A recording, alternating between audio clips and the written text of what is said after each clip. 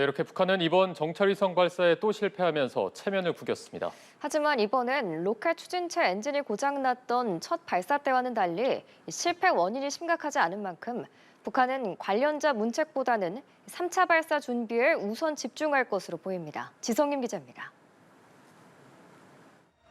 북한은 지난 5월 말 정찰위성 발사에 실패한 사실을 6월에 열린 노동당 중앙위원회 전원회의 보도를 통해 주민들에게도 공개했습니다.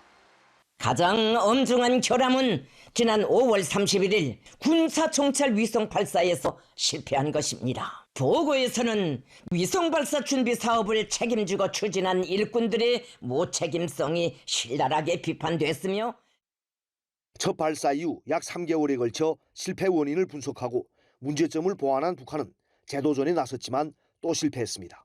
정찰위성 재발사 실패로 다음 달 9일 정권 수립 75주년을 앞두고 축제 분위기를 띄우려던 북한의 계획에도 차질이 생겼습니다. 다만 이번에는 실패 원인이 2단 추진체 엔진 고장으로 운반 로켓이 추락했던 최초 발사 때보다는 심각하지 않은 것으로 보입니다.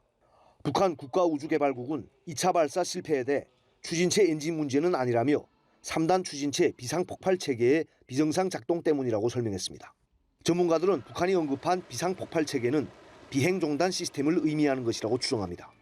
우주발사체에 문제가 생겼을 경우 지상 피해나 우리 군의 잔해 수거 등을 방지하기 위해 로켓을 자폭시키는 장치라는 겁니다. 이 때문에 북한 지상관제소의 의도적인 명령에 따라 우주발사체가 자폭한 것이 아니라 비상폭발 체계 자체 오류로 폭발했을 수 있다는 관측이 나옵니다. 북한이 2차 발사를 예고했을 때와 달리 이번에는 3차 발사 시점을 10월로 특정한 것도 이런 분석을 뒷받침합니다. 우리 정부 당국자들은 북한이 이번 실패의 책임을 물어 가뜩이나 인재풀이 적은 정찰위성 개발 관련자들을 문책하기보다는 3차 발사 준비에 집중할 것이라고 전망했습니다. 연합뉴스TV 지성림입니다.